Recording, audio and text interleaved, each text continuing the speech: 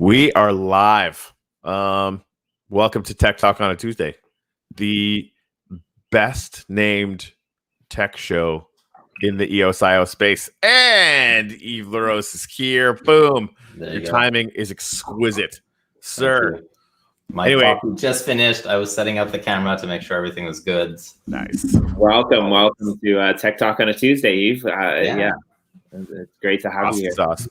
So we have a fancy new intro. I'm gonna play that, and then we'll just get rolling. We've got a bunch of stuff to nerd out on, and obviously for anybody who's just showing up now, feel free to share this out. Throw your wax address in the comments because I've got a bunch of uplift NFTs to be giving away this show. We'll see you in a second.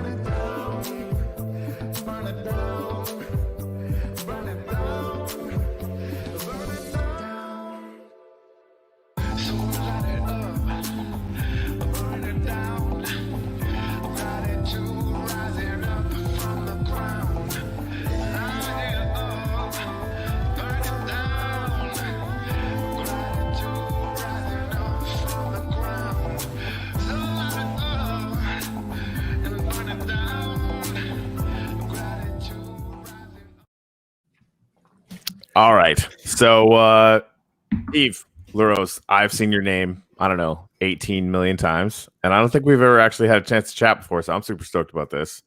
Awesome. Yeah. I've actually spoken to Jimmy a lot of times. I think this might be the first time I actually see him.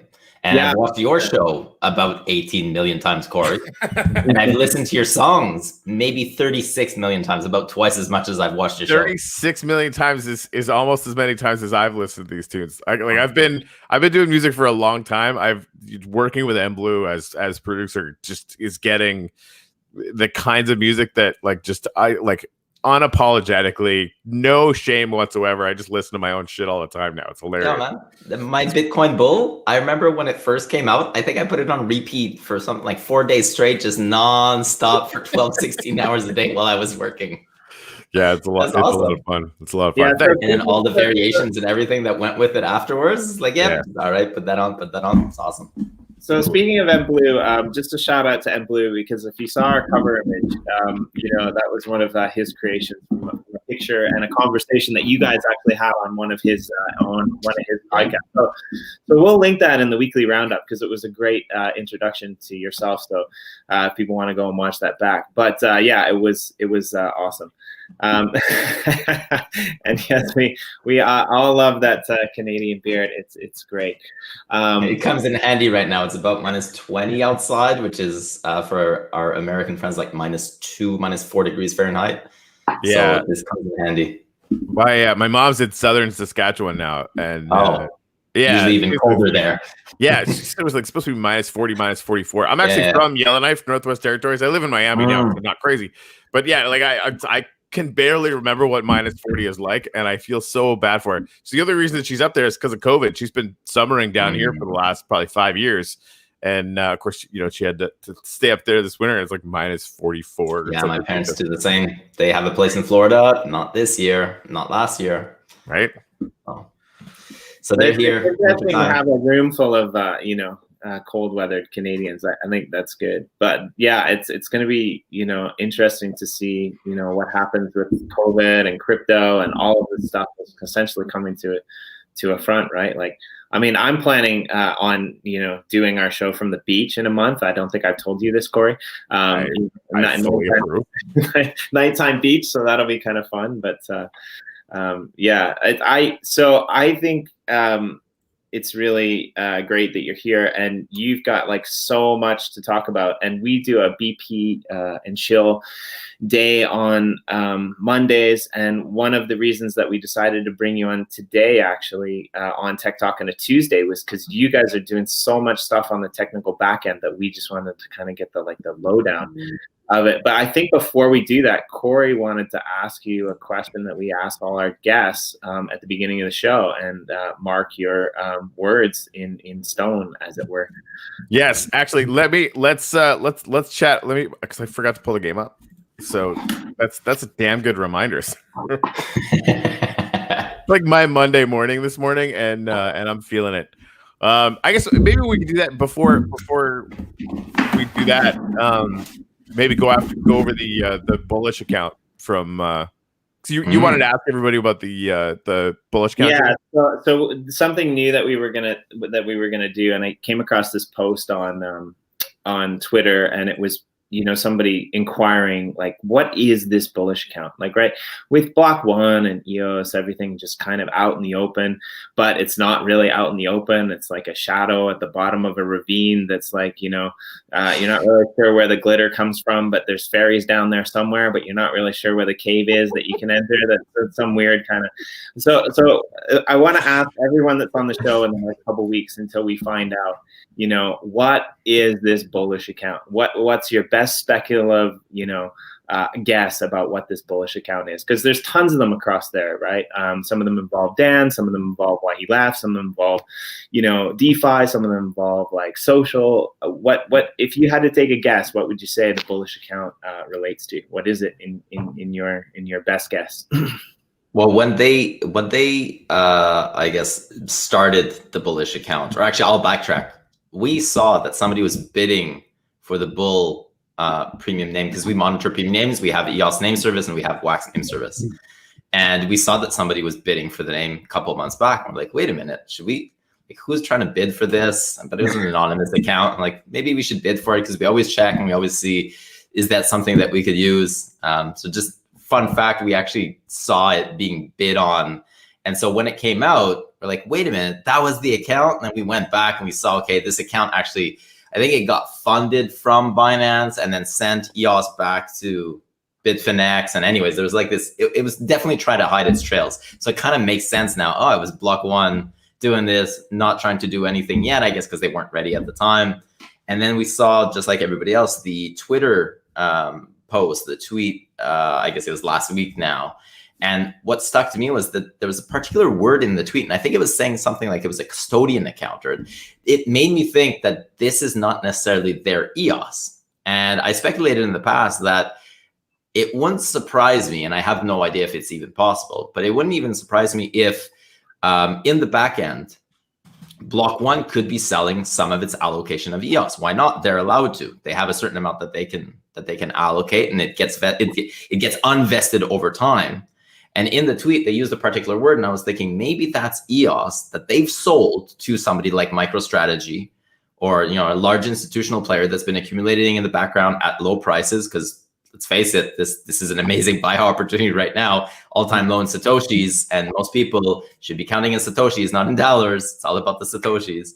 And so right now, every Satoshi you have, or every Bitcoin that you have, goes even longer. So if you've got a big player like MicroStrategy or something like that that's been accumulating in the back end, it wouldn't surprise me. They don't want this to be public. They want to accumulate. They don't want to touch the price. They want, it's accumulation phase. They may have bought from Block One, and then this Bullish account might actually be somebody else's EOS that's going to be custodied by Block One on their behalf. That's my speculation. I like it. And, you bring up an interesting point, because, right now, EOS is like the fox in the hen house. Everyone wants to get rid of it, right? And I mean, there's even Twitter accounts that are popping up that like have names that like associate themselves with EOS, and they're just FUD accounts, right? And so I've been thinking. What's funny is that not everybody wants to get rid of it, because every time there's a seller, there's a buyer. Right now, people choose to look at it as everybody wants to get rid of it. I choose to look at it, there's a bunch of people that are accumulating really, really low prices. And it's I didn't mean get rid of the EOS. I meant get like EOS out of the network. Oh, in that sense. Yeah, why not? Right. And so what I always think though is like here's the thing. If we weren't in crypto and we were in traditional markets, in traditional business, Block One has essentially done everything right. They've bought the best performing asset of the last decade. Right? They've solidified their potential to be able to develop the code for the next 100 years and beyond. I mean, they're not giving away any of their secrets. And like you said, they could potentially, like, one of the most amazing things to happen to crypto, in my opinion, was when recently the banks in the US essentially said that, okay, we're going to let banks custody crypto, but you have to hold it all. There's no fractional reserve in crypto. You have to hold it all. And like, I know you didn't say this, but when you said what you said, my mind jumped to like, yeah, why not? Why not custody parameters for blockchains? You could potentially do that. And if you're holding it all in reserve, I mean, that's a power play in a sense, especially if you're looking at other relationships, such as, you know, the amount of Bitcoin that Block One is holding and all of these other things. So yeah, I'm not saying people want to get rid of their EOS, but I definitely think that maybe some of the less tech solvent projects, I just made that up, but I think it's brilliant, want EOS out of the picture. Want EOS out of the picture so that they can, you know, capitalize a little bit longer before they get swept under the rug by, you know, technology that isn't new. But anyway, we're going to let you talk about tech because that's your forte, not mine. I'm more of the speculator. But before we do that, Corey, you're up. Yeah. So I ask everybody who joins the show, Yves, one simple question: what are you most grateful for this morning? Could be big, could be small. There's no rules. And when you answer, I'm going to try to keep it short because it has to fit on this tiny little Minecraft. It's got to fit on this tiny little thing. I'm grateful for my health in this time of like COVID right now. My parents live 15-20 minutes away by car, and we can't even see them because we're in lockdown. We're in a state of emergency right now with a forced or mandatory stay at home for the last 30 days or so, and it's just been extended again. And I think it's really easy to get lost in everything that's happening externally. But then I'm really grateful for having my health. I'm good. I'm fine. My son is fine. My wife is fine. We're all good. So I'm grateful for my health. And to be able to participate in this. Not everybody gets a chance to be able to wake up and work on blockchain every day. To have that opportunity. So my health and blockchain. I like it. All right. I'll do it too. Someday maybe we'll make it back to this neck of the woods because it's a complete and opposite. I've been trying. You know, so for those who don't know, I mean, you used to live in Japan, Jimmy. I don't know if it's a secret, but you're in Japan. No, I'm in Japan. And actually, so I've been spending my winters in Japan for the last couple of winters, and the idea again, because Ottawa's just too cold. The idea again was to be in Japan this winter, but now due to COVID, I cannot enter the country, or I can, but it will be a bunch of paperwork. My wife's Japanese. My son has Japanese passport. I don't have a visa anymore because I don't live there anymore. I could, but right now, yeah, Canadians are barred. Yeah, it's too bad, really, because I mean, I mean, Japan deals with it really well most of the time. I mean, and Japan to me is fascinating as you as well. I mean, you lived here for a while, but you know, it was great. They've kind of like they have something in. My wife refers to it as a strong own a guy. They don't lock you down. They just say, please, very much please, will you not go out? And so they did that, and they told restaurants that they should probably close it. They should probably close at like 8 o'clock and send people home. And it just came out on the news today that actually the paparazzi found like a bunch of politicians drinking until 11 in Ginza in Tokyo. Mother effers. Well, actually, so the cool thing about Japan, though, is that when the government can tell people recommendations like you're saying, the government says, we strongly recommend that. They won't tell people what to do, but people don't need to be told what to do. That's They'll actually do it. Yeah. They'll do it. I remember I was in Japan after the Fukushima and the tsunami in 2011, and Japan decided to ask the population to cut its reliance on electricity, and if possible, because Japan is very, very hot during summertime, and this was in March, so summer was just starting, I guess, and it was going to be full-fledged over the next couple of months afterwards. And Japan asked people to, if possible, cut their electricity consumption, as they were going to be shutting down all nuclear reactors within the country, and Japan would now need to import a lot of its electricity because it wouldn't be able to sustain itself. And within 30 days, Japan had cut its electricity consumption by 50%, just like that. Yeah. Just people, all right, let's just cut our electricity.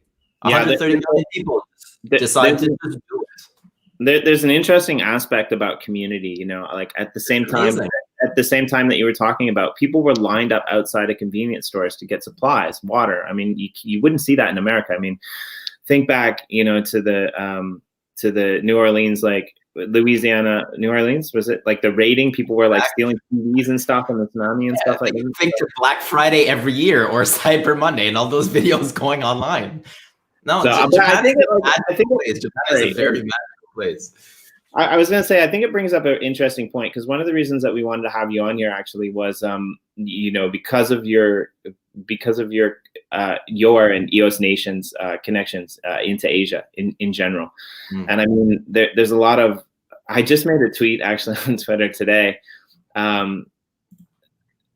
Rami James came out with a tweet. No, sorry. It wasn't Rami James. I apologize. I got two tweets confused. There was someone from the Ultra community that came out with a tweet today that just basically said that Ultra has a partnership with a major Chinese gaming firm. And essentially when they roll out, you know, you guys do the math. And that's the thing. A lot of times, you know, my tweet was, we look at things like Twitter, we look at the sentiment in the market from this, you know, English speaking perspective. And we don't realize what crazy things, especially when it comes to blockchain and especially EOSIO, that are going on behind the scenes in Asia, in China, in Japan, in Southeast Asia. I mean, Corey knows this because we talk about a lot, you know, with MBlue, but like people in the non-developed world or in the developing world are like crazy when it comes to technology on their phones, right? And I mean, we don't do that. Business people in the West pull out computers to do their work. This isn't what happens in like 80% of the world. And I mean, especially in the East, I know you've traveled like variously around. So do you want to maybe fill us in on the things that you're working on, that EOS Nation is working on? You told me that you were doing some testing on the test nets and stuff like that. Fill us in on what's going on, if you might, Yves. Sure. I mean, the big thing right now that we're, I guess, ramping up is not the right word, because we're actually kind of ramping down in a way. It's the power up model. So the people might know it as the new resource model. It's the power up model. It is a complete 180 from the current resource model that exists on EOS. And in most of the EOSIO iterations out there, other than Ultra, as far as I know, but Ultra is not launched yet, so it's somewhat of not apple to apple comparison, but they're going in a very different route with their resource model. So all the others are effectively using the vanilla version that EOS mainnet launched with. And Block One last year, actually, well, now it's 2 years ago, so November 2019. We were ramping up, ADOS had started, so CPU mining on mainnet had started, and we were seeing that there was going to be issues with the current throughput potential at the time, and the amount of, I guess, bandwidth and transactions that are going to be requested or on the network. And Dan made some code and he released it in the wild, and it never went anywhere, because in order to fix, I guess, the what was happening at the time, we went a different route. We actually just upgraded all of the backend infrastructure and the way that BPs were connecting. And that code sat dormant kind of deal. There was no reason to touch it at that time until about summertime or springtime, where the PBE started, and they decided to bring that back up. Congestion hasn't happened on forever. Essentially, there was that one period of congestion on mainnet, and since then there hasn't been congestion. But in order to have a repeat of what we had before, which at this point would be very unlikely because of the upgrades that we did, because of the way that we're now meshed differently, we started to touch back up. And so for the last, let's say, 6 months or so, we've been testing the power up model. We've been building tools for it. We've been, I guess, toying around with the idea with the parameters. And we're coming to, in a way, kind of deployment phase, so a conclusion in a sense. So we've got about another week and a half or so of parameter tweaking. So from our point of view, the code itself is good. We've put in all our issues. They've been solved. They've been fixed. We've put in some PRs for certain things, for some tooling as well, so that people could play around with it. And now the where we're at in the process is really determining those launch parameters. And those are really key. And the base parameters are the exponent, the minimum price, and the maximum price. So without going into too much technical detail, the idea is basically how will the resource cost behave at different network utilization percentages. So if if the network is not being used, what would be the resource cost, give or take? And then if the network is being heavily used, let's say closer to 100%, what would be the cost, and how does that graph or how does that curve look like? And so it's more so at this point, it's less of a I guess it's less of testing in the sense that we know how it functions. It's more so of a theoretical is not even the word, but it's really a decision. It's really just okay, how do we want it to be? Less so will it behave the way that we want it to be? And so that's the tricky part.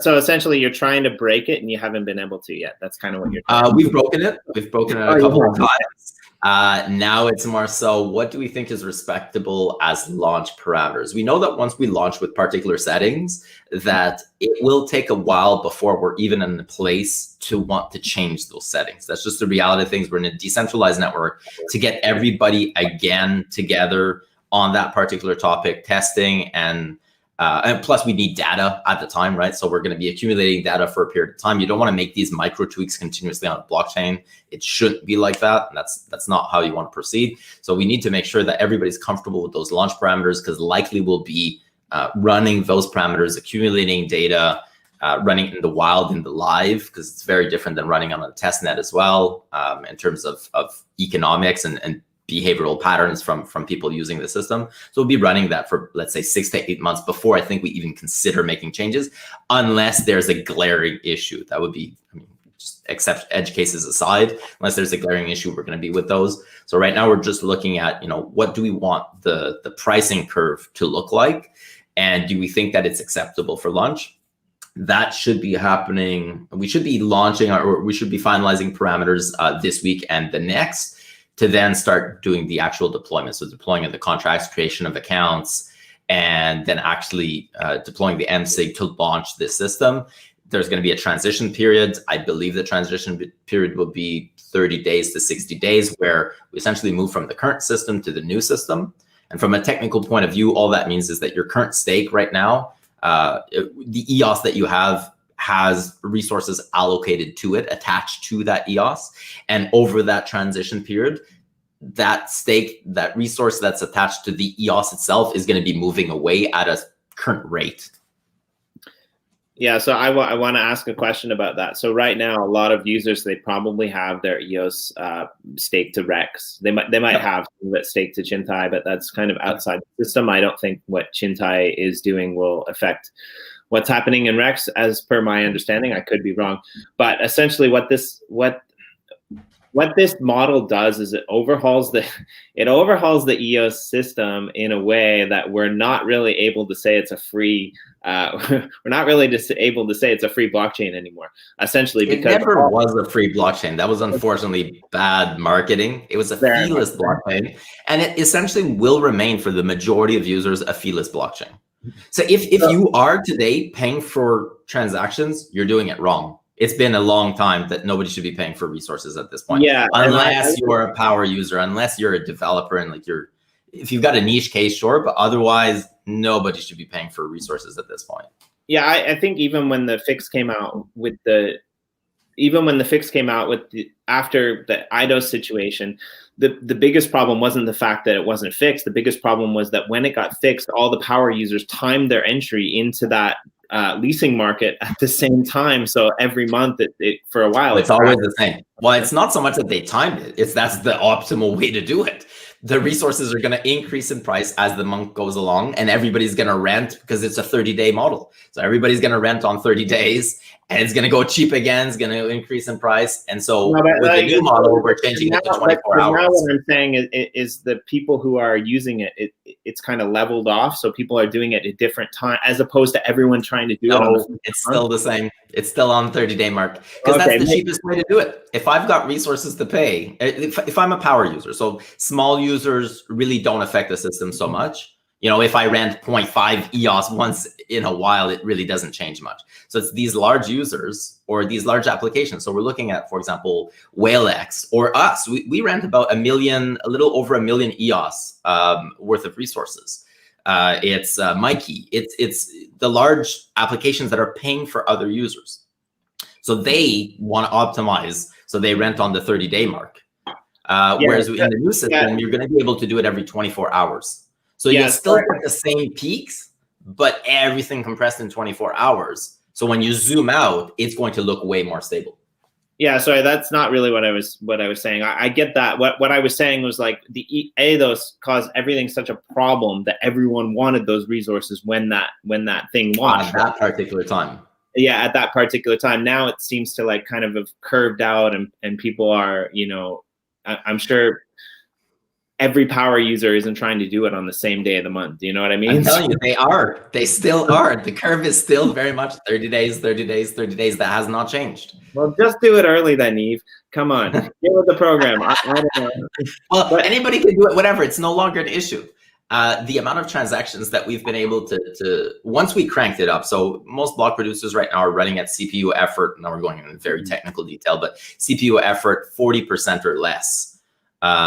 Which means that like the CPU itself, we can actually tune how much we want it to use of its power. There's a setting for that. We're running a roughly less than 40%, or 40% is the average because it's very stable at that level. And we've been able to see when there are times of like heavy usage, we've been able to go up to about 120, 130 million. I think the record is 127 million transactions in one day. And to put that in perspective, that's as many transactions as Bitcoin does in a year. We were doing that every day for a period of time. Now the networks, you know, there's just less usage on it in general. So we don't hit that number anymore. We're around, I think it's 50 to 60 per day, but it's completely manageable. Prior to ADOS, the maximum days were 30. And that was with CPU effort much closer to 100%. So like the back-end infrastructure, the way that we connect to each other as block producers, the amount of nodes that we have in order to be able to have a stable network and in order to have a performant network has increased significantly. So just the whole thing has been rehauled. So I want to our model is just kind of a bonus on top of that. So I want to get to this question on the screen, but I want to say one more thing because I know once we get on to DeFi, you're going to go on another rant, which is great. This is why we wanted to. But so here's my question then, right? Like, and you're right. Like maybe I didn't notice it because I'm not a power user. Like the accounts that I use, I had enough staked into Rex that I never really had to worry about CPU. And the few odd times that I was doing something on the blockchain that I did need to worry about it, I just went in and I just, you know, got a few resources when I needed it. And so, yeah, my perspective is probably completely wrong if you're a DAPP developer, but that's kind of my take. So I guess my question when it comes to this power up model is now I've got all of these, because the power up model, if I understand correctly, it's based very similar to how the Rex was designed and developed in a very similar technological way. I thought that the most users, nothing will change. Yeah, so the majority of people, you won't even know that there's been a change in the backend. So we don't have to like remove our stuff from like we're not going to be getting. I guess that's what I'm asking. How does this affect the Rex model for users that have their stuff staked when we pour it over? Like, are they going to lose their rewards? Are the EOS actually going to start making rewards? So if you're staked in Rex, you basically just stay staked in Rex, and now there's an additional fee pool. So right now in Rex, there's I guess 3 fee pools that are feeding Rex and giving you essentially like dividends on your tokens that are in Rex, or increasing the value of the tokens that are in Rex because you have a Rex token. It's the fees that are collected through Rex. So people that are renting through Rex, name fees and RAM fees. Now those don't change. Now you have an additional fee structure that's being sent in, will be the power up fee. And essentially everybody now has to rent resources in order to utilize the blockchain. So instead of having resources tied to your EOS tokens and having a daily allocation that's yours, you now have zero. It's not 0, but it'll be 1%. But for all intents and purposes, it's 0%. So you don't have resources tied to your tokens anymore. If you want to use the network, you now need to essentially rent. Okay, so from a staking however, from a regular user perspective, you haven't been paying for resources in a long time because your mobile wallets pay for them for you, your block explorers pay for them for you. Like it's the UI. All this is at the UI level and or the application level. That doesn't change. So from a staking perspective, everything's essentially going to be staked automatically. And from a no. So I want to put a caveat. Your tokens are not being touched. So if they're not staked, they're not being staked for you. If they are already staked, then yes, you're already in. You're already good. Okay, so if you have liquid tokens, then they're not going towards the power up model. No, so you'd have to, just like anything else, you'd have to stake into Rex or essentially opt in. So you're not going to be forced to opt in. If you're already in, nothing changes. If you want to opt in the future, great, then you opt in. But your tokens are not going to be touched. But if you have those tokens staked, which I hope most users do, because even if you're not needing it, it's good for security. But if you have those tokens staked and they're not staked to Rex, then you're not going to be earning rewards on them as well. No, you'll be fine as well. Okay. So so right now there's about a little off on that number, but let's say 550 million or so tokens staked. So those tokens will essentially already be earning the rewards as long as they're already staked. And I'm probably off on the numbers, so don't quote me on that. But most users will not have to do anything. If you're aware that there's the power up model coming, likely you're following, likely you're already staked. Like this will impact very, very few people. So essentially, if you have EOS, you'll be getting rewards. And then the second part to that question is if you're a person who wants to, or a company or a project that wants to utilize those resources for their project, is this something that is like Rex, where you have to manually do it every month or every time period, or is it like Chintai where it's been automated? Well, so the backend system is. So think of the backend as really the protocol layer. For most people, nothing changes. So if you're using Chintai is the one that's managing the resources for you. Right. If you are using a block explorer and you're not, interacting with resources, that's doing it for you. So power up model doesn't change that. So if you were currently doing everything manually, you need to keep doing everything manually. Right now is a 30-day rental period. We're now moving to a 24, likely is what we're going to be proposing, is a 24-hour rental period. So if you were doing it every 30 days, you'd now need to do it every 24 hours. However, as you mentioned, there are services out there. Like when I say that we rent $1 million worth of EOS, we don't go and every day do this. We set up automated features. We use Charm. So most people will continue using those services. Those services will continue expanding. Most users will continue using Anchor, using Scatter, using the mobile wallets out east. So most users won't see the backend change. They won't experience the backend change because that second layer, whoever you're interacting with to interact with the blockchain, is taking care of that for you. Yeah, and people who think that the power up model will change your experience, everything that I've seen so far, I'd say 99% of what I've seen people say, they think that the power up model will make their experience easier. What makes their experience easier is the UI, and the UI can do whatever it is you think the power up model will enable them to do. It can already do it. It's all on the UI. This is so far deep in the weeds. For most people, nothing changes.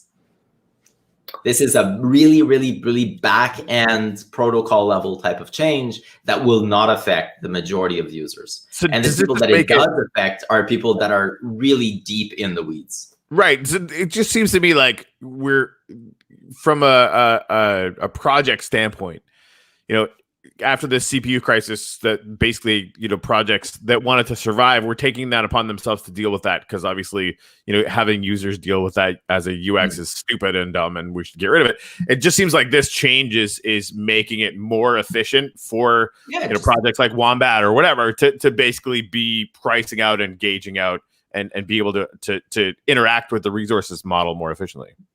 It should, because the big change that should reduce costs for people, or at least add, maybe not reduce costs, but at least be able to manage better your costs as, let's say, a resource provider, or as a, the first port of entry for your users, is the fact that we're moving to 24 hours. So now, let's say, when I say we as EOS Nation have about 1 million EOS worth of resource rented, on any given day, I don't need, 1 million is about like 80 seconds worth of CPU per day.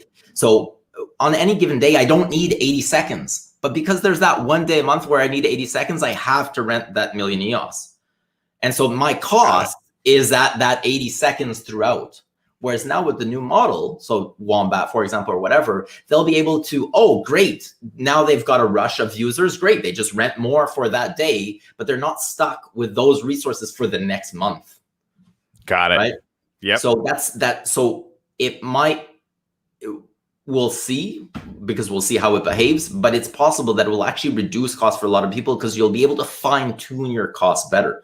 It might stay the same, but you'll have high periods of and low periods, whereas right now you're kind of stuck. It's 30 days, 30 days, 30 days. Okay. And for the end user, again, doesn't really change. If you're interacting with Wombat Wallet, your experience probably won't change. It's going to be identical, yeah. Yeah. I think the problem for the DAPP developers and for the resource providers, but we were already moving in that direction. It's just another tool in their toolkit, let's say, or other parameters that they'll be able to tweak. I like it. All right, so Jimmy, unless you got anything else on the resource model, I think we should probably switch to Llama's question. No, I was going to say, yeah, I think the problem on that only is that people expect these things to be difficult. So all these questions come, to the front, and like that's something that I think EOS on the level of mass adoption is trying to change, to make these things that aren't difficult. But like, I don't think we would have had the same answers if we would have been asking you about Ethereum blockchain upgrades, or Cardano blockchain upgrades, or any other blockchains out there, because it doesn't seem to be like these simple answers. So I for you, Yves, it might be a little bit, redundant to have to say, no, it's not a problem. No, it's not a problem. No, it's going to be fun. I've been saying it over and over. No worries. So a lot of it is just, it's on the UIs. The UIs are the UIs in EOS are so empowered because the base layer is so strong. And that's really what differentiates, let's say, EOS from Ethereum or other blockchains. It's just the UI gives you, the backend gives you so much power as the UI developer, as the DAPP developer, that we don't need to make changes to the base layer in order to change the experience for the user. Whereas in Ethereum, you kind of do, because the UI is stuck with the base layer. And so it's limited in what it can do for its users. Whereas in EOS, just so far ahead, from a technical point of view, we're so far ahead. We also benefited from 8-9 years worth of backend before us, right? Bitcoin started, and then EOS is years and years later. Even Ethereum, EOS is years and years later. So it's not fair to compare them. Ethereum is awesome. I love Ethereum. I love EOS. I love Bitcoin. They just have their different use cases. Definitely, EOS is way more powerful for DAPP developers. That's what it was built for.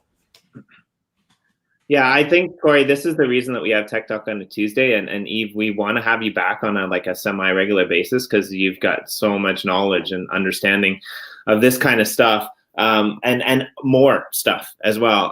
Hence the question on the bottom of the screen there, because I know that you're deeply involved as well in DeFi on the EOS blockchain. So I think that's a great question from Llama that maybe you can give. And if you're not watching this back, are there any existing upcoming DeFi liquidity pools or farms in EOS?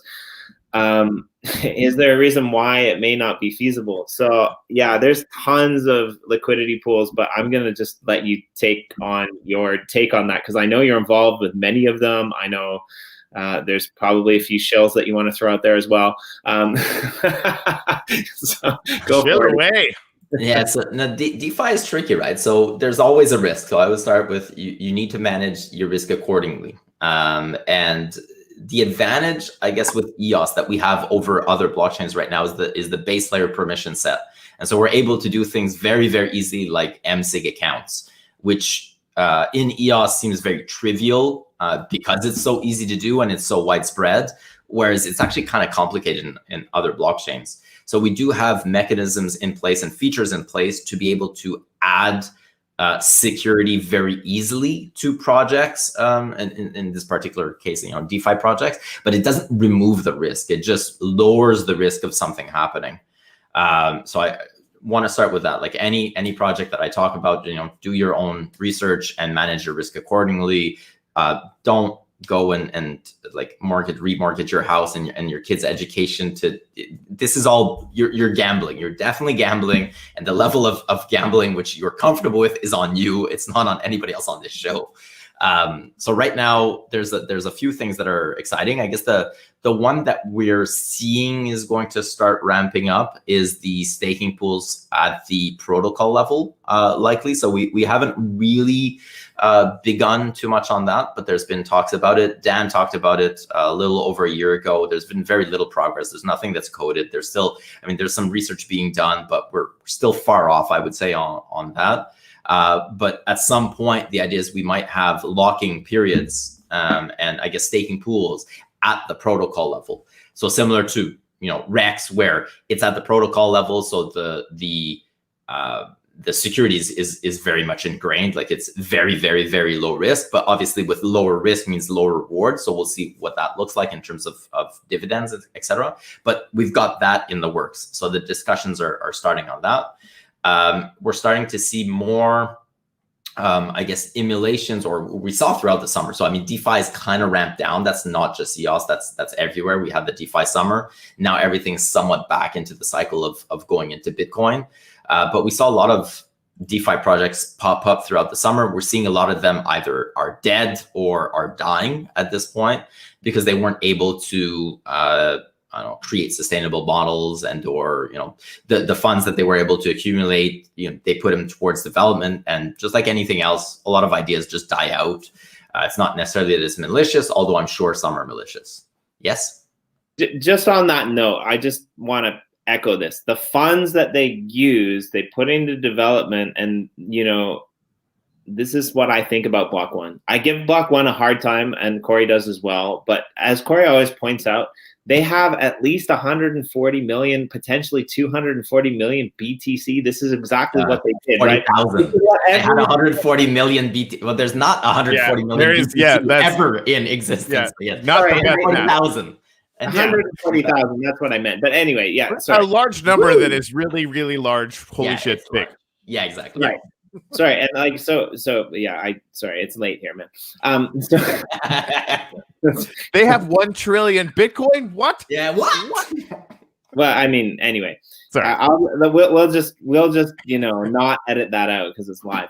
But no, I think you make a really valid point, right? Like there are all these projects that have especially all of these projects that have misallocated their funds to certain degrees, right? And when it comes to DeFi on Ethereum or EOS, they're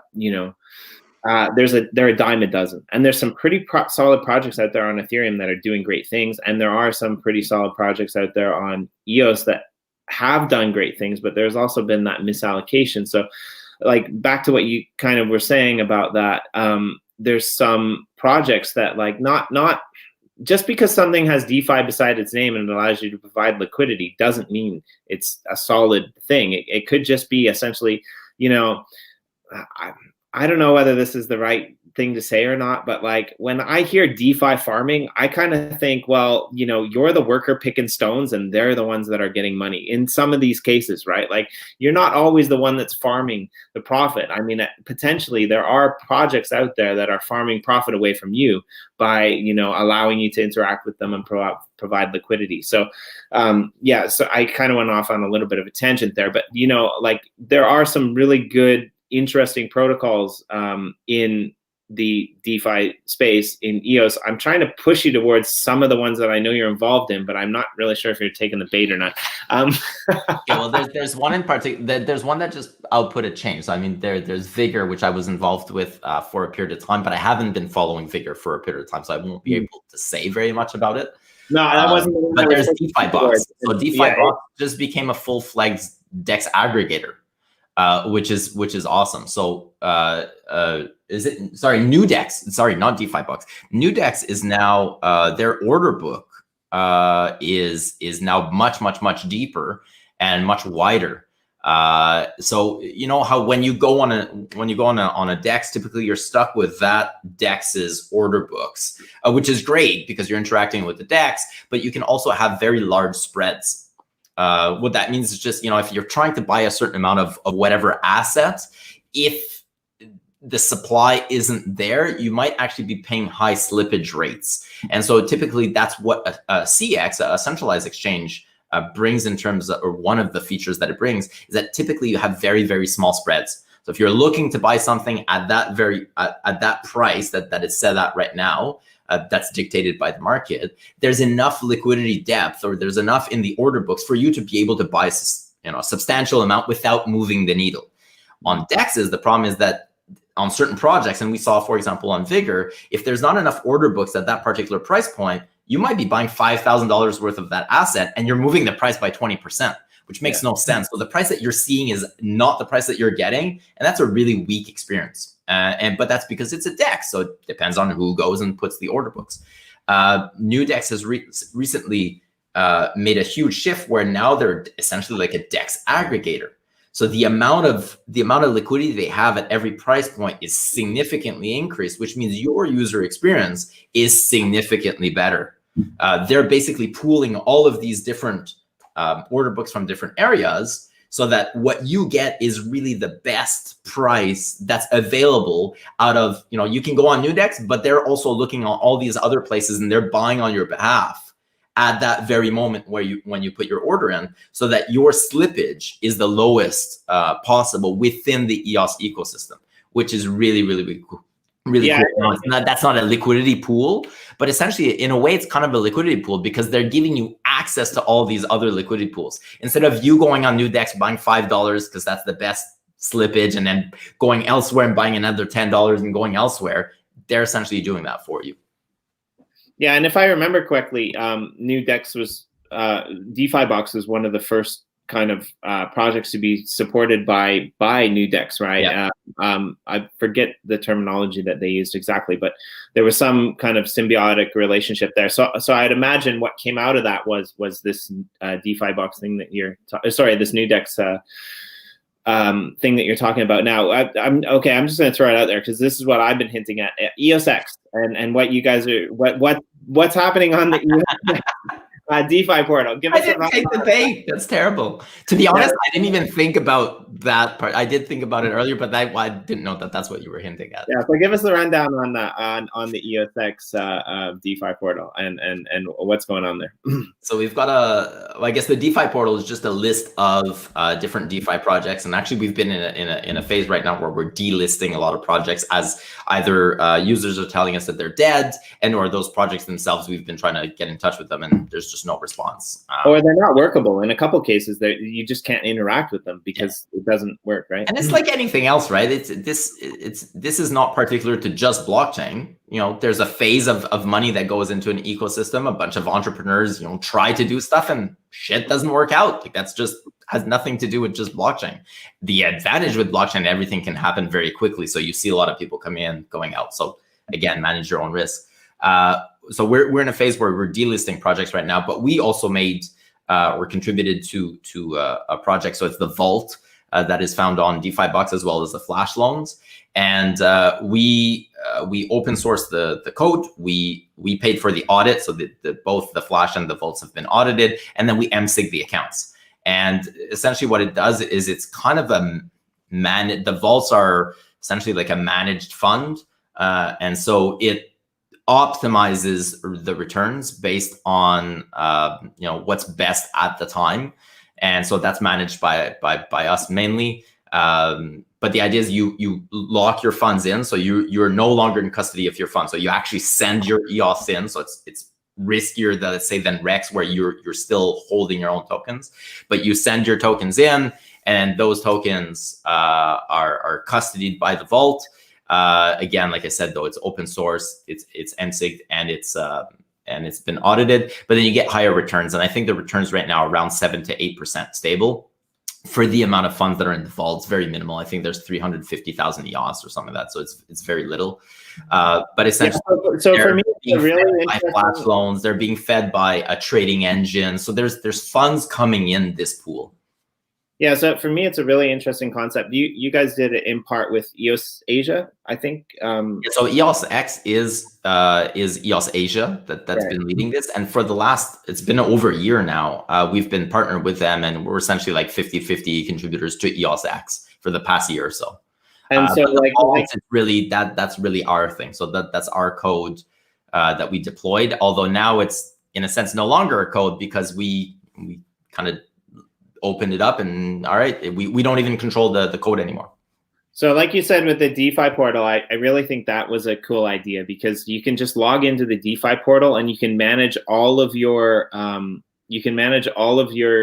DeFi projects from one place. Instead of having to log into all of these different places, you can redeem different things and do everything from this portal. But the vault thing that you're talking about is really interesting, because I like the way that this is set up personally. Like, basically you deposit EOS into the contract, and then you are awarded a set value of SVX I think it's SVX. SX tokens. So it's our SX trading engine that's powering it in the backend. So it's SX tokens. So SX tokens, and those SX tokens have a mathematical algorithm that increases over time. So maybe that's where I got confused with the power up model. I was thinking, yeah, because it increases over time. So when you pull those SX tokens, when you pull those EOS back, depending upon how much has been utilized, that will depend upon the profit that you will get, right?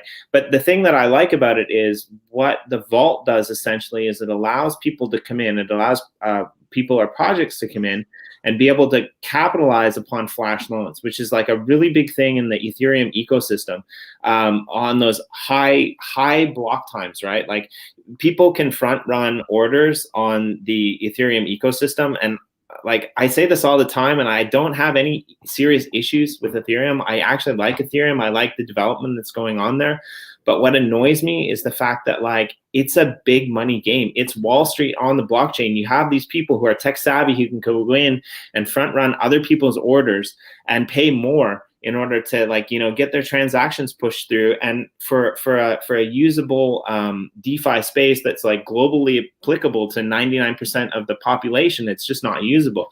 They're always going to get kind of like taken advantage of it in the end. But with the fast block times that EOSIO technology offers, it's much better of a system. And what the vault does is it allows users to come in and take from this, and the people who are putting their EOS into the vault, the people who are staking their EOS, it's not really staking, but the people who are staking their EOS into the vault, sending their EOS into the vault. I mean, if the I forget how this was worded exactly when I read it, but if the EOS doesn't, if the arbitrage opportunity, is that the right word, doesn't go through, then there's no loss. The transaction. That's a flash loan. Yes. So our trading engine. You said a lot of things there, so I'm not sure which one I want to unpack first. But in Ethereum, or I guess in EOS, the idea is it's first in, first out for transactions, and so it doesn't matter. And plus, EOS is very fast. So it doesn't matter where you are in the queue, it's first in, first out. So block producers do not reorganize blocks. Block producers do not reorder transactions. And so you're not, so in Ethereum, there's not just paying more for gas, but there's also the miners can choose which transactions they want to process. If Jimmy, you're paying me $5 and Corey, you're paying me $100, I'm going to do the $100 transaction. It's way more lucrative for me, right? In EOS, there's no such thing. Regardless, so it's a very different system. But what you're talking about for the flash loans, yeah, essentially what it does is or our trading engine particularly, looks at, and I kind of call it like a sniping function. So it's like a sniper. It looks at where there's potentially an opportunity. It actually tries to do the opportunity. But it does this off chain, so not using chain resources. Essentially, if there's an opportunity, if it is successful or profitable, then it executes. If the trade is not successful, it does not execute. So not only did it not use on-chain resources, but you can't lose because it's able to do that. It's able to actually process the trade and in a way not execute at the very end if it's not profitable over a certain level that you determine. So it can be profitable, but you still say, I don't want it to execute if it's not profitable over, just throw a number, let's say 1 EOS. If it's a trade that's profitable less than 1 EOS, I don't want it to execute. And the reason why you want to put that minimum is because there's a cost to do that trade. There's a cost in CPU resources. There's a cost to do this. And so you're able to adjust that parameter. And so this happens in the background. People are actually using the SX flash loans. We are using the SX flash loans. The fees that are generated from this, because there's a cost to actually borrow funds from the flash loans, very, very minimal. But there's cost from that. And then there's actual profit from successful trades that then gets fed into the vault. And the vault, the way that it's coded, it's using the Rex code. And so what you were talking about earlier is you get a certain amount of SX tokens, and you can never get less than what you put in. So it's the same code as Rex. So it can only increase in value. Now, if the vault didn't generate any profit, you're just going to take out what you put in. So, all right, you put in your tokens for a period of time and you just took out the exact same amount when you took out. So it sucked. You could have done something else with your tokens, but you didn't lose in value. Likely, though, what happens is that the flash loans generate profit.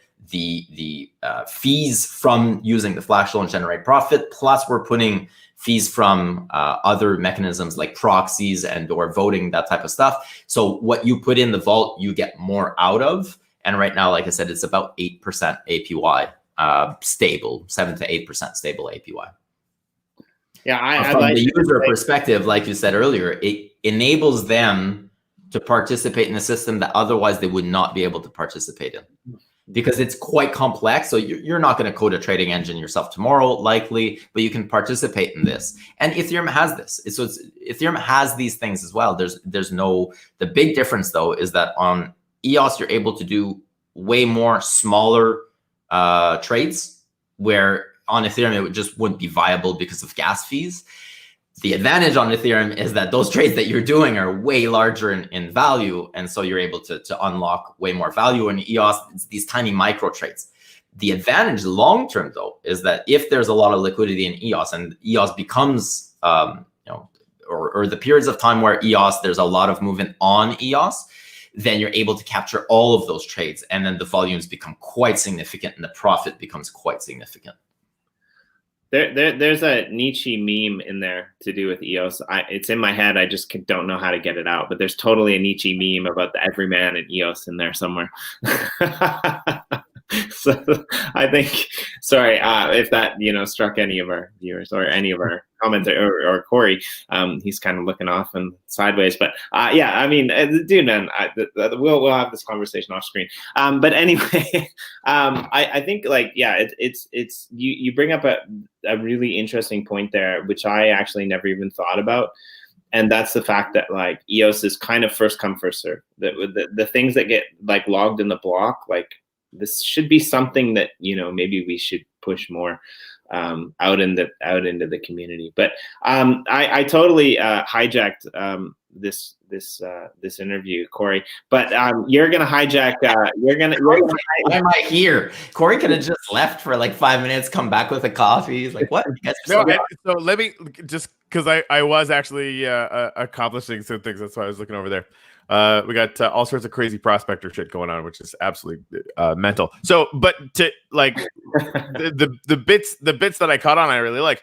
So, from a super basic user's perspective, what's the simplest way to get involved with what was the name of the project you were just talking about? The vault. It's just called the vault. We have a vault, but there are multiple vaults. There are vaults on a bunch of different projects. So a vault is a concept or is a thing, is a product. So EOSX has a vault. So you just go to EOSX website and essentially go to the DeFi page. In the DeFi page, you'll have the vault, and it's as simple as logging in using Scatter, Anchor, whatever your mobile wallet of choice, and locking in tokens into the vault. And in our EOSIO Weekly roundup, we'll link an article by someone you may or may not know. All right, cool. Yeah, that's the thing. Like it's on Tech Talk on a Tuesday. I want us to get in the weeds for sure, but then I want to give people action steps. Like if any of this is interesting, how and again, risk caveat, fine. Yeah. But like the ability to kind of go from a conversation like this to actually getting a little bit of skin in the game, so people can start experiencing that. I think is something that I just want to make sure we do that every time. But looks like someone, we won't mention who, has already created an article about that, so that's good. There's an article out there that I can pull. I don't know if my name's necessarily attributed to it, but I can vouch for the fact that I think it's really well done. Got it. So I think I might as well chat about this now. So Johnny was asking, if Yves, if you're excited about ProFi. I am. So, and this is somewhat, I guess it's a hot topic for a bunch of reasons. One is nobody knows really what ProFi means, or everybody has their different understanding of what ProFi could be and where it's going to take EOS. I've got my own interpretation. And so within my own realm of what I believe ProFi is, yes, I'm quite excited. So as a base layer, EOS has the possibility of having these second layer solutions on it. And right now, DeFi is clearly on as a second layer. So in my world of ProFi, DeFi does not disappear. It doesn't go away. The protocol layer doesn't change where it makes DeFi impossible. ProFi is just now an additional product or series of products or layer of solutions that you're going to now be able to plug into as an end user. And you'll still be able to plug into DeFi, and you'll still be able to do your DeFi needs. So if you're more of a cypherpunk, or if you're more of a, I don't want, I want to keep my own custody, I don't want to go through AML, KYC, I really, want to go in that route, you're still going to be able to do that. That does not disappear. But now you're also going to have this other choice. And that's what gets me excited about it, is that we've got Block 1 pushing ProFi as a layer. And why that's exciting is because traditional institutions, and we know that at some point, if we want the project to gain a lot of momentum and significant value to be added to EOS, one of the ways to achieve this is by having institutions be able to lock tokens, or to be able to lock assets and or put assets on chain. And in order for them to do that, they come from the traditional world. They will want the traditional AML, KYC. Yep. They have no choice. They have to abide by the laws. So now you're going to have this, essentially these rails created for them. And so if you want to like people are saying, why doesn't Grayscale buy EOS? Because they need that. Those traditional tools need to be built. They need that. And so that's where ProFi comes in. If you want those large institutional funds to be able to allocate a portion of their portfolio, either in Bitcoin and then unlocking them on EOS through wrap tokens, either that Block 1 is going to create, or wrap tokens that currently exist, like the P standards, so P tokens, PBTC, ETH, etc. Sure. Yep. Those ProFi solutions are going to come in and bridge those gaps. So that makes me really, really excited, because it's going to open up more customers or more users that currently are not really able to leverage the technology that EOSIO is able to provide. I mean, I'm super excited about it. And I know we speak to governments and we speak to educational institutions quite a lot. And it's inevitable that we're going to have to build those rails for them. It doesn't take away from everything else. So that's why I don't know why people get upset. You can still have DeFi. You can still keep doing what you're doing if that's what you want to do. The protocol layer doesn't change. ProFi is not changing the protocol layer. ProFi is just another payment rail on the second layer that gets, the protocol layer gets leveraged in order to create this thing. Right. So I think about it as like a different company, right? It's like, and obviously they can have a profound effect on the technology, but it's a different kind of bank. Like we're all out here in the Wild West, but we want Wall Street money, and ProFi is how you get Wall Street money, right? and other kinds of and like globally maybe as well. Like it's just the kind of thing where the legacy systems have requirements that are now getting built onto the system that could bring trillions into EOS. But like yeah, sure, let's all have a big pity party about it. Like it doesn't even make sense to me that people would feed off of each other as well, right? So as more institutional money, let's say, comes in, then more traditional, regular, let's say, users or end user money also comes in, because then there's more rails. It becomes easier for them to be able to buy EOS. Then they can go in the system. They can leave, let's say, that ProFi system, or they can just come in the traditional method, which they're doing right now, or I guess which would be not traditional, but in our current world, it's now traditional. Right. They can feed off of each other as the project gains more, more uses, and as obviously if the project gains in value, that attracts more people. So one can feed off of each other. And right now we are missing that component in a sense. And then that's why like Dan leaving, I think is in a way a good thing, because there's no more inside of Block One. Potentially there's no more headbutting, and we're able to do both. One does not exclude the other. Right. So I mean, the theory there is that Dan, is more attached to sort of the new kind of Wild West structures that we're using. Regulatory, libertarian. Right. Outside of the system. Right. Which can continue to exist, of course. I mean, it exists right now. That's not going away. Right. Yeah. Well, that's cool. I mean, people need to have clarity of vision for sure to be able to move projects forward with any speed at all. Sorry, Jimmy, go ahead. No, it's all right. I was just going to say, I mean, in regards to Dan leaving, I mean, no disrespect to Dan whatsoever at all, but I mean, seriously, like, really, what?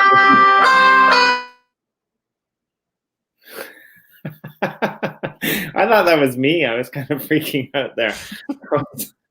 I was just going to say, like, really, what was he doing anyway? And again, no disrespect to Dan, because I'm sure he was doing like a ton of stuff. But, I think probably what's happened, like EOS is launched, the code was built, the code was written, the blockchain was launched, it was built. Block One is doing their own thing, upkeeping the EOSIO code, which they take a lot of flack for.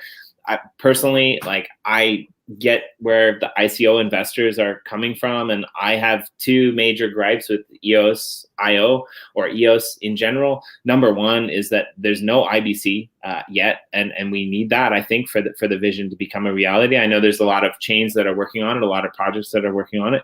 Number two is the fact that, I kind of feel like Block One should communicate a little bit more with the community, but someone kind of pointed out earlier today that I was engaging with, like, why would you communicate with the community? Because you're kind of giving your secrets away. They have no obligation to do that. They only have an obligation to keep up the code. So, but I would agree with you, like, the fact that Dan left is not necessarily a bad thing. And I mean, a good thing either. To us. I think I wouldn't say it's good or bad. It is. And I think where we were at, like you said, EOSIO is already built. The base is already built.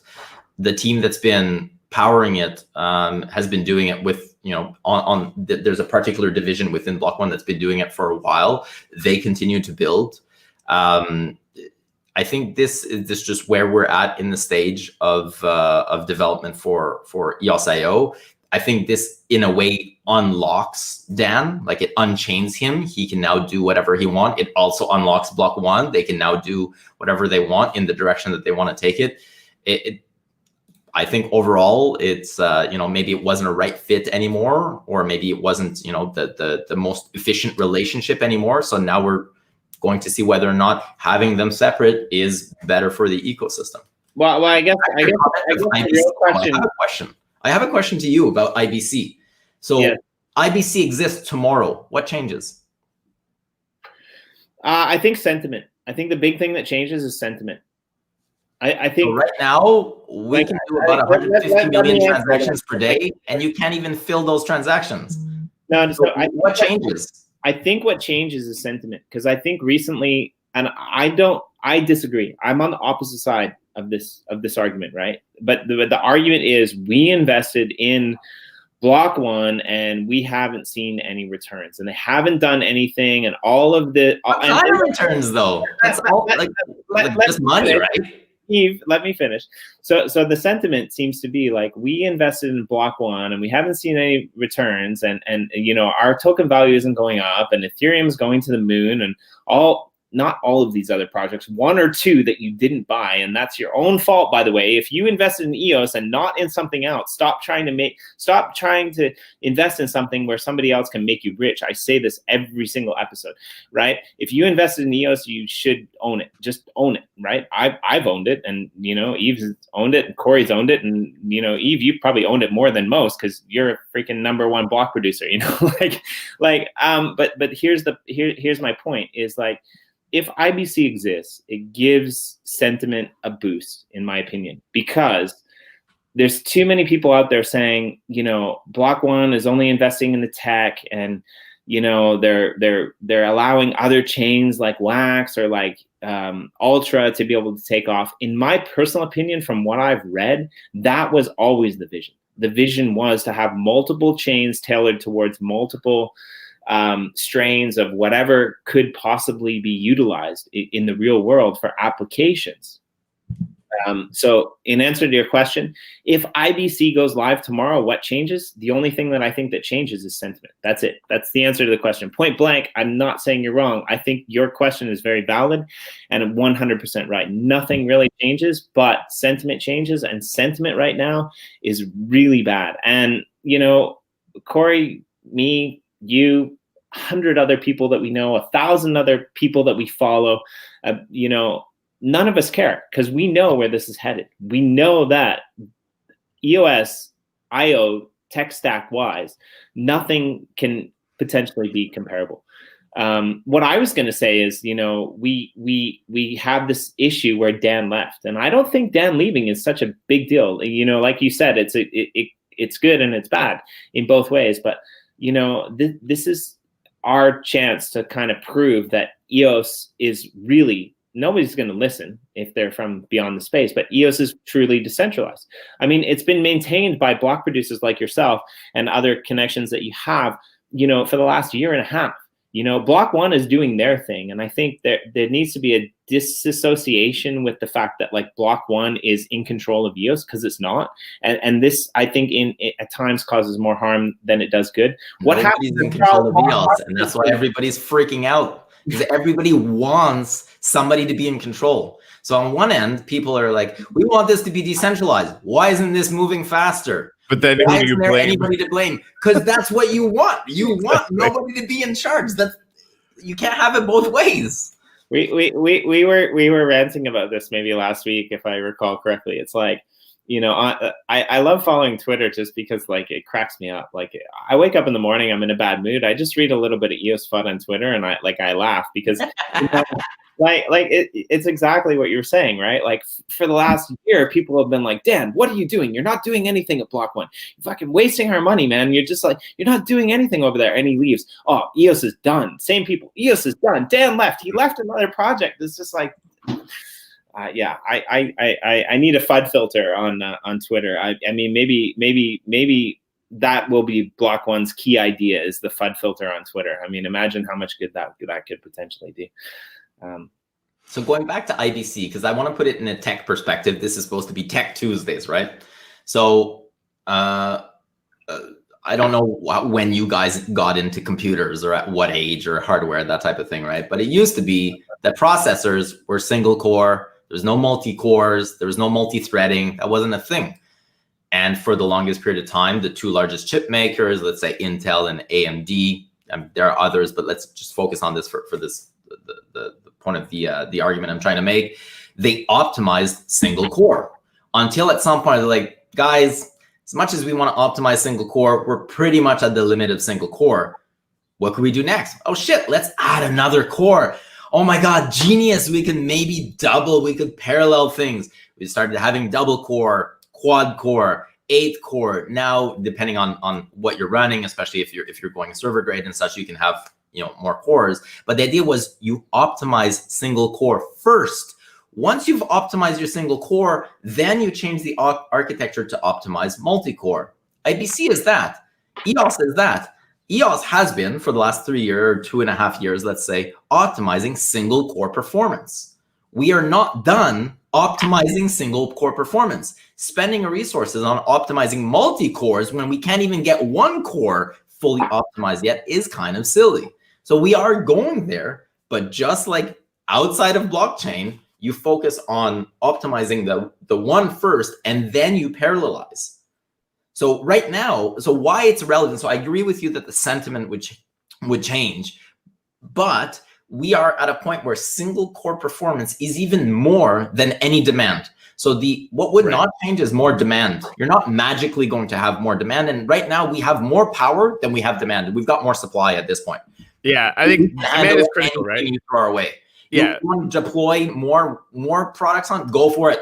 We'll handle it. We'll have our eyes closed. We'll handle it. It's not a problem.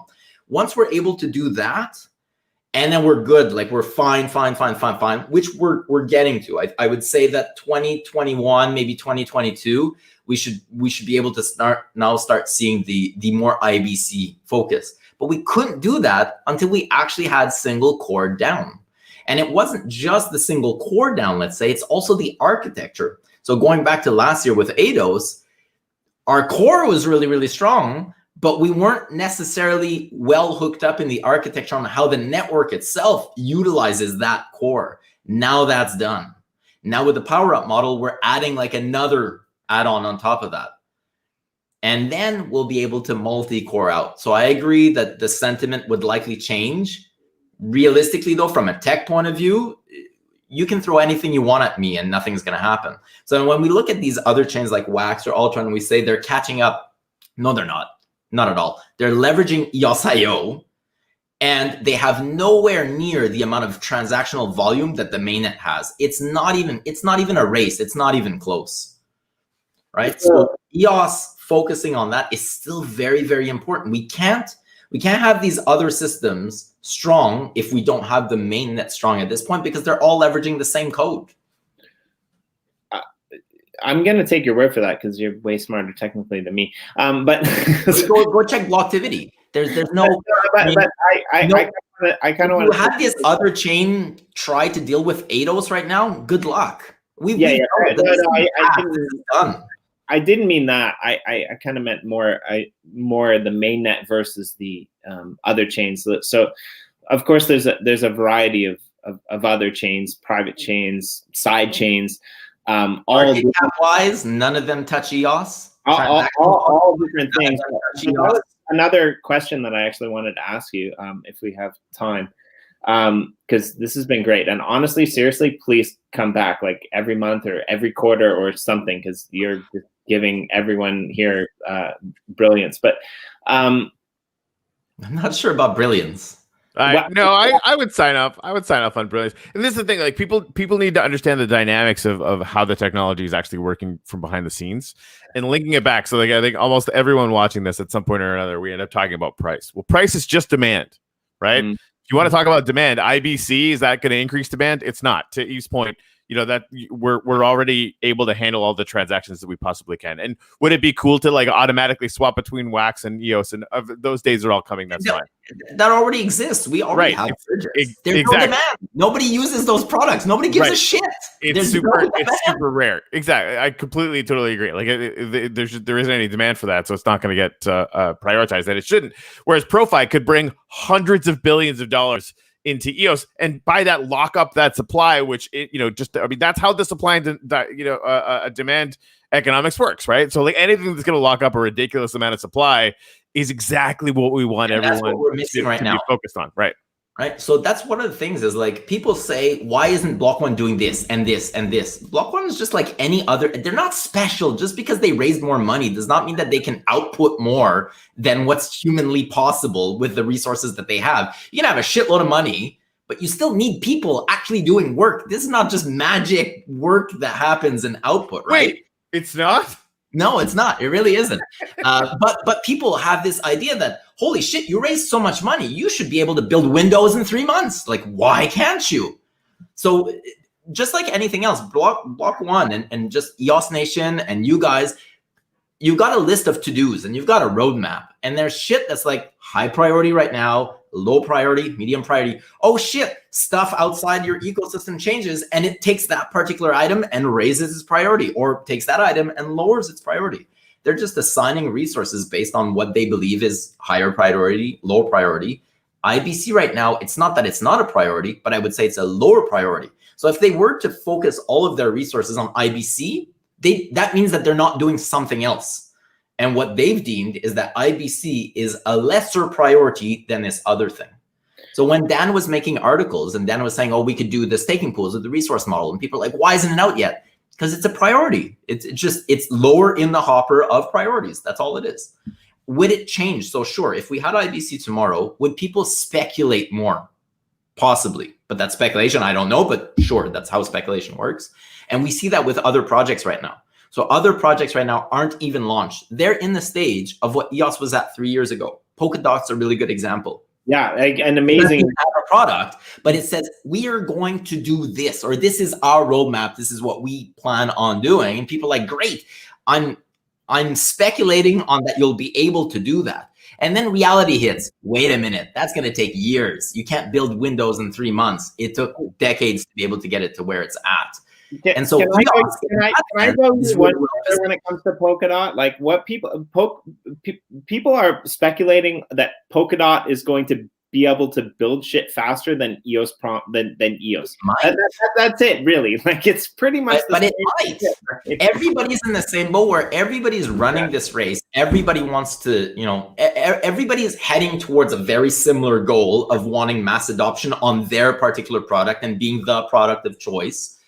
And everybody's doing whatever they can to do that. And everybody's tweaking the parameters. Okay, we're going to, fund more developers here. We're going to have this type of thing. We're going to, say that our roadmap is going to do this before that, whatever. Nobody's got a magic formula for this. We're literally pioneering this shit. But not there's no book that tells us what to do. We are, this is what we think is going to bring us to mass adoption faster. Block One right now thinks ProFi is the next step that's higher priority than other priorities. Yeah, and honestly, here's they do. They're right. Like I'll just say it, right? I mean, is it possible that something else is bigger? Maybe, but news after news after news after news these days is company X buys chunk of Bitcoin for their freaking treasury, right? Oh, shit. That's insane. And so they've positioned it so that, I mean, Ethereum's not going to make this work. The transaction costs are ridiculous and it's slow and right? The largest flow of capital in cryptocurrency right now is companies buying Bitcoin. And what are they doing? They're creating a KYC AMA way to do that on EOS, right? Like those rails, it's not even rails. It's like a giant river of money. And the rest of it is just us kind of messing around trying to figure out how to make prospectors run faster. Okay, that's fun. And we're doing that, and it's great. Actually, a huge shout out to Prospectors. Prospectors was one of the first games, and it's still alive. Yeah, we come join our team, Yves. We're building shit over there. Yeah, we're like we're building the uplift. I had a minute to play games in a very long time, and this will eat your life. Like Prospectors, the game mechanics are so involved. And it's fun that way. But like, if we didn't have Bonds, helping us figure out how to like sort of deploy the army of people that have showed up in the Telegram chat. By the way, welcome to everybody who showed up in the last 48 hours. We would be screwed. Like I'd just be out there renting plots for no reason. Like I've got no freaking idea what I'm doing. No, you'd be out there renting plots for no reason still because you already did that. No, but and obviously we love that they're doing that and that functionality is out there. And I mean, for me, like it's so worth it to learn how these game mechanics work because we're bringing things like this, bringing communities of people having a blast building shit into the uplift in Minecraft, which is where we just had the thing posted up at the beginning. So it's good education, but at the end of the day, like people concerned about the price of EOS. And at worst, I was like, 60-40, bullish when the sentiment was really bad. And the more I think about it, I'm like, the one company that's most positioned to bring hundreds of billions of dollars into the space is doing just that. Like, okay, well, I mean, you could be bullish or bearish for a bunch of different reasons, but, making the bet that EOS is going to come off of the floor. Like, What's that? Price is important for sure, because as the price rises, especially if you're holding assets, it enables you to do more. So you've got a bigger treasury that you can actually do shit. I'm not saying that price is not good, but at the base, if the tech isn't there and you can't actually use the product, then it won't matter. Just speculation. It's just pure speculation. I might go on the record and say that, like, the longer price of EOS sits on this floor, the better, to be honest. I agree. I completely because other people are trying to compete for that same prize pool, right? And you do need developers, and you do need an ecosystem. You need a community and shit. And like, it's very important. And when I say and shit, I mean like all the et ceteras. Like, there's so many different variables and pieces to this, and we are losing out on some of those for sure. There's no doubt that the community is, let's say, smaller than what it was before, that there's less developers than there were before. So it is an important factor. Yeah. But at the base, the foundations, in my opinion, and I'm biased, obviously, but at the base, the foundations of EOS are much stronger.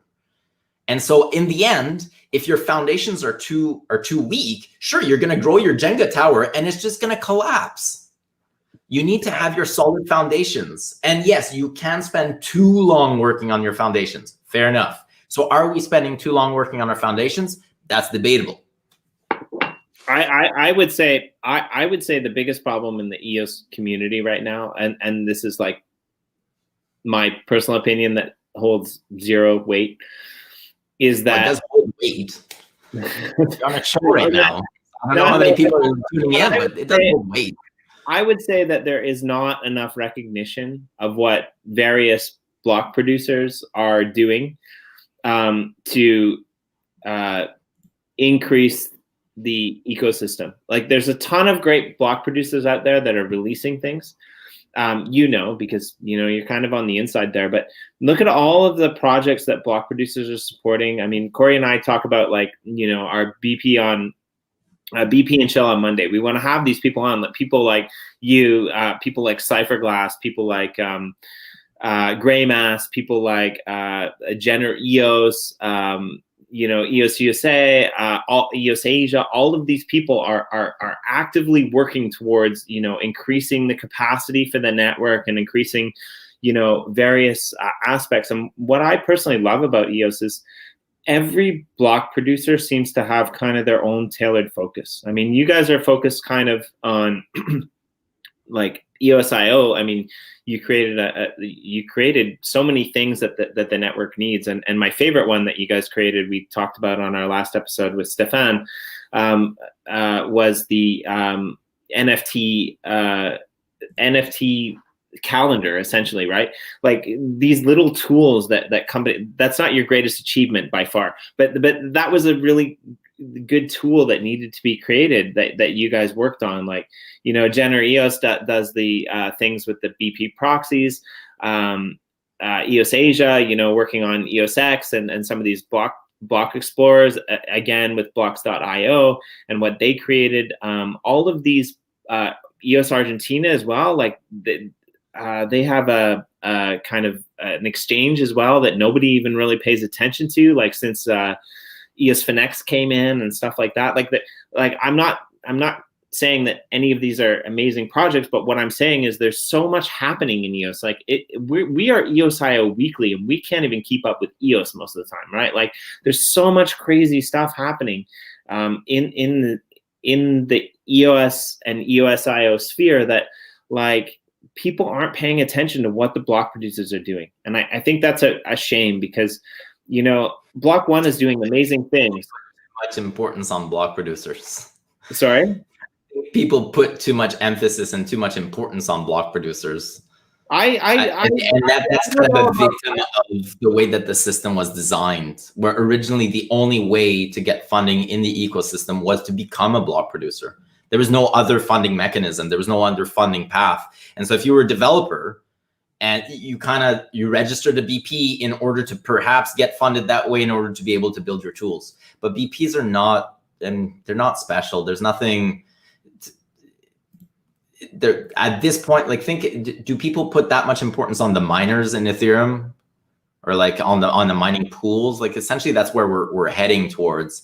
I mean, it's great. They're great teams, but we need to unlock ways for people to be able to get funding outside of being block producers. And that's been a pain point for sure on EOS. Because you're mentioning all these tools that these block producers are doing, but they could do that without being a block producer. The block producing function of it is completely outside of whatever it is we're talking about that they're building, which is great. Well, thanks for throwing me and all of EOS under the bus. No, I think it's we are going to enter. I mean, EOS is still very young. People keep comparing us to Bitcoin or Ethereum. Bitcoin is 12 years old. 12 years old. Yeah, it just turned 12. You've got Ethereum, which was launched in 2015. It's 6 years old. And it's like, why aren't we like a 6-year-old? Because we're a fucking 3-year-old toddler still learning how to like speak and use his hands properly and shit. Okay, so we probably we're competing against a dude that's like 12 years old, and then like he can run and he can dress by himself. And growth is exponential. So like 12 years old is like 1,000. It's just it's unrealistic expectations of. So for sure we started off, you know, further along down the line. We didn't start from zero because we had that to build upon, but it's completely different. And where EOS is going to be in 3 years, hopefully, is also very different than where it is today. And what the expectations on the network are very different as well. And I think with you, we could go on forever. And I don't want to do that today. I want to bookmark you, you know, for next month or something. So I really hope you come back. But on that note, if Corey doesn't have anything other to ask, what I did want to ask you one more question, because I read through your bio on EOS Nation. Go to EOS Nation, check out the team. You can read who's on there. And, you know, some really cool stuff. I mean, we'll link Mblue's video where you kind of talk about your history about building computers, designing programs at like 6 and 8 or something. I don't know, something crazy. And the question that I kind of wanted to ask you came from that bio, but you never really explained why. You were a very early Bitcoin miner. You used to mine Bitcoin back in the day, and then you decided. It feels like that. Yeah, I guess 12 years ago isn't back in the day, right? Like grandpa's sitting in rocking chairs thinking, like back in the day when you had to climb over telephone poles. But yeah, like 12 in crypto, man, 12 years ago is back in the day. We used to walk uphill and back to school, like in snow. So, but you said you said in your kind of bio on EOS Nation that you realized that I'm going to totally butcher this, so please correct me if I'm wrong. I mean, you're doing a great job correcting my wrongness throughout this episode, so I'm sure you'll have no problems here. But you said that you just realized that the capacity for Bitcoin to you know, interact with the world wasn't really plausible. So that's kind of what brought you into the EOS fold, or the EOSI fold. So I'm just curious, like, what is it about EOS that speaks that speaks to your world domination, essentially? Like, okay, so the word that you chose slightly different, but I'll explain it. Yeah. When I was mining Bitcoin at the time, you were still able to mine Bitcoin on your laptop. You're still able to mine by yourself, essentially. And you can still do that today, but essentially you belong to a mining pool, and really the mining pools have all the power, and there's 3 or 4 mining pools that are actually, it's more than that now because, you know, large exchanges are getting into the mix. But the idea was, at the time, you were still able to mine, and you still had enough hash power with your hardware at home. And for those who recall, especially in the West, there was this idea, oh my God, there are ant miners coming, and there were supposed to be these specialized mining machines that you could plug into the wall and increase your hash rate significantly.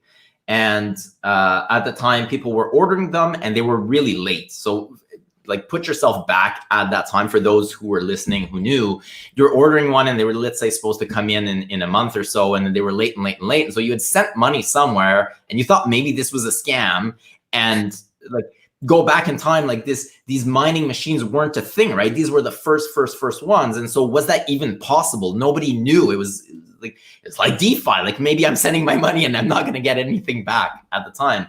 But I knew at the time that if it was going to work out, that there was no way that unless you actually had some of those, that you'd be able to compete in the system anymore.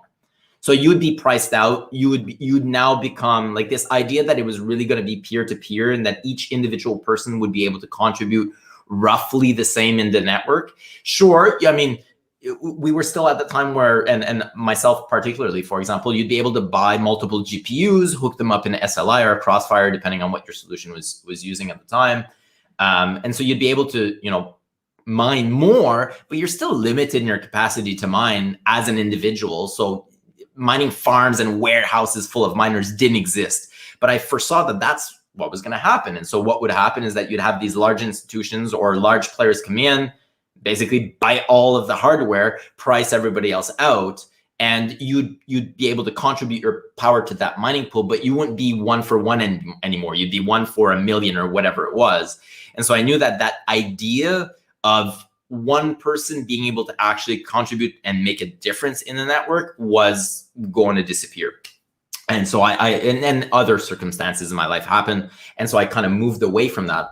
And when I read the EOS white paper and then following Dan Lammer with DPoS and such, in DPoS, an individual user can actually make a difference. And for those who believe that you can't, I call bullshit on it, because EOS Nation is in first place. We are not exchanges. Like if you look at who we're competing against mega exchanges, and we are the voice of the community. I literally read every single message in every single channel that I'm in, and I interact with people on a daily basis. Your voice actually makes a difference in EOS, whereas I'll call bullshit on your voice actually makes a difference in Bitcoin or Ethereum.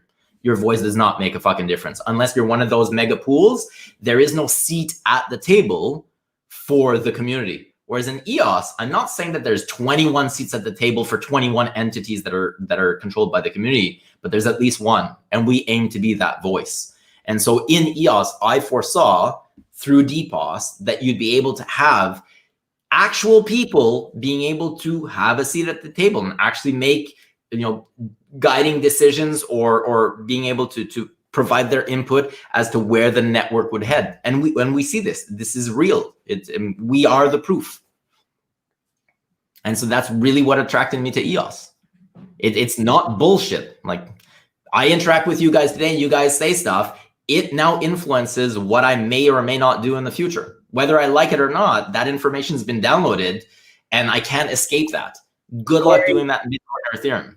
Corey, let that be an influence. Me, I should never influence what you do in the future, because that's probably a really bad idea compared to like my trading volumes and like how much I lose money and I buy into wrong shit. Never let me influence you, Yves. Never, ever. Actually, I'd say that that's important because it gives a broader view of who the community actually is and what. So people think, if I don't, first of all, is we don't know. I mean, obviously, because we're in first place, I have a very good idea of who has the tokens and I know who has what tokens, but I don't know how many you have, let's say Jimmy or you, Corey. I might one day, but I don't right now. And that's part of the idea with this is that we don't know who those small holders are and how much they have, but you still have equal one-on-one for the last hour and a half of my time. You don't have that opportunity in Bitcoin or Ethereum. That's not a thing. It'll be interesting when EOS scales. Price is gonna change the, I guess for lack of a better word, the political dynamic. But I love that that's have 21 entities though. Right. Exactly. Right? That's going to have 21 entities. So those 21 entities aren't necessarily separate in the sense that there's like in Bitcoin, obviously there's less entities and there's more overlap. In Ethereum, in EOS, they are separate entities. Right. Yeah. No. They have common, let's say, values and missions, etc. So maybe 3 or 4 might often have the same viewpoint because of cultural backgrounds, language backgrounds, financial alignment, that type of thing. But they still remain as separate entities. Yeah. Yeah, I've been saying for a while that EOS is more decentralized than Bitcoin, and I stand by it. I have seen no decentralized, but yeah, it is, but it is different. Right, of course. It's just the idea that there was bred into the system that one of the guiding principles would be this sort of democratic, community-centered angle, and that's going to manifest more or less, depending on what, kind of sector of the community that you're in. But that's part of it. And I think that's leveraging some human collaborative technology that's been around for a minute and works. So, there's the straight math of Bitcoin, which is fantastic. But I mean, let's face facts about that. Like, it's going to end up that a few corporations are going to own all of the Bitcoin, and they're all going to live on secondary layer, surfaces like EOS, where everybody's going to interact with it. Fine. I still love Bitcoin. It's great. Oh, awesome. Right. But I think, right. I think for a lot of people, the ability to be able to actually engage in a community that's still vibrant. I mean, it's like when the price is at the bottom and everyone's like, oh my, no, it's all terrible. When the price of EOS goes to $100, like, oh man, why did I buy at 250? You're like, well, you're being a stupid monkey. We are all stupid monkeys. Everyone has the dumb monkey in them. But I'm telling you, like how many times does Warren Buffett have to say buy when everyone else is afraid until people get it, right? Because that's the thing. Is market centralized in the few? That's true outside of blockchain. Sorry, what's that? Right, market centralized in the few. So people tend to buy when price goes up. Yep. And then they tend to sell when price goes low. But there's always the opposite side. So when people are selling, you say, oh, market sentiment's down, now I'm selling. Well, somebody's buying your bags. Yeah. And those are the people that get rich all the time. So much money that it's irrelevant whether it's at 250 or 265. It's irrelevant. It doesn't matter. Yeah, I mean, and doesn't matter. Trading wise, I mean, yeah, 100%. That's a great point. It's irrelevant. The people who are traders, they don't care whether it's worth $100,000 or whether it's worth 250. They know how to make money. This is what they do. Right? The people who are holding, the people who are accumulating to hold. If your Jimmy, hold on. Sorry. Let's say, Jimmy, your portfolio is 100K. All right, that's what you have to invest. Like all of your assets, and you've got 100K. Well, if you put 100% of your assets into one particular asset, well, that's not really a smart move. So you should diversify your portfolio. But let's say you do that or something like that. The amount of money that you have, if you can say, if 100% of your assets is what you have access to, if you only allocate 2%, you're like, that 2% can go up, it can go down. I don't care because I don't need that 2%.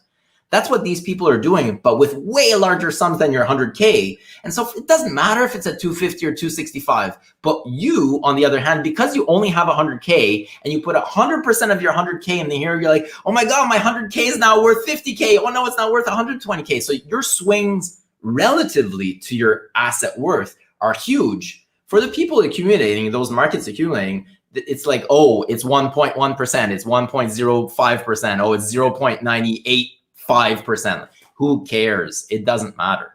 And these people are trading. Small users are super zoomed in and they expect changes day by day, whereas the large players accumulating, they're looking once every quarter, maybe. They don't care. Either way, it's like 1% of their portfolio. Doesn't really matter. They don't need that to pay the rent next month. Yeah, and so centralize in those players because they don't make stupid emotional decisions. They go on fundamentals. And do you agree that the fundamentals are there? Yes or no? Great. I'm going to allocate a percentage of my portfolio and I'm going to rebalance every X months. Yeah. And honestly, that is down. Great. That means I need to buy more. As long as my fundamentals are still there, I'm adding to it. I'm not selling. I'm adding to it. And I've been telling this for people for a really long time. People are like, why did you say, you're so happy in the summertime? Because there's a trend. The trend was downwards. And I'm not a trader. I don't go like, I got 100K, let's put it in right away. It's like, no, dollar cost average. I see an opportunity. I see the fundamentals are getting better and better. Great. Just put money in little by little. I'm not a day trader. And honestly, I was a day trader and like swing trader, and I was like decent at it, not extremely good or anything. And again, like I had a buddy of mine who came in and just bought and hold in the 2016, 2017 rally. And I worked every freaking day and I made 10% more than he did. And honestly, like I was trained. I read like dozens of books. Actually lost those trades. Tons of people lost money in a time when you could throw a dart at the market and make money. like tons and tons and tons. And so like I don't think, we don't get a lot of traded comments in this, and I kind of love that. But everything you just described about how rich people, invest, and how, corporations invest or whatever is how we should do it. Like that's, I know, but it's not sexy and it's not. boring. It is. And so the more boring it is, the smarter you're probably being. Like, I think that's probably a decent guiding principle, right? Like, you look at EOS Mainnet. Is there more things going on? What's that? But it's the dollar cost averaging is the best method. Yeah. Stat after stat showcase that all you needed to do was just dollar cost averaging in Bitcoin in whatever. Don't try and time the market. That's not, you're going to lose in the long term, but it's not sexy. It's boring. And people, as humans, we have this idea that we're gonna beat the market. We are lucky. We know we're gonna beat it. Yeah, being right is so much sexier than getting rich, apparently. Right. Here's my thing: do your research, pick your winners, and own your losses. That's my thing. Do your research, pick your winners, and own your losses. If you invest in something that fails, it's your fault for investing. I mean, it's not 100% your fault, but it's kind of your fault. Stop complaining about the fact that like other tokens prices are going up and you're losing money because your token price isn't going up. And I say this, EOS included. If you're complaining because Ethereum is mooning and EOS isn't like appreciating in value and you're not making money, this is your fault. This is watch what's going to happen though. Jimmy, watch what's going to happen. People are going to sell. They're going to sell their EOS. They're going to get into Ethereum right when Ethereum's crashing and when EOS starts mooning. And again, it's the dumb monkey. It's like you want to be on the train that's moving, to Yves' point, because it's sexier. While people used to forget that Ethereum also went down to like $10. Bitcoin also went down to $1 at some point. Like these are cycles. And there's a few coins that I don't want to say that I, bought into the ground and now they're dead. But that's but it's not a for sure. So that's the big thing. Is nothing is a guarantee. It is possible that you're spending your time and resources on a project that will die. That is a possibility. You need to be okay with that possibility.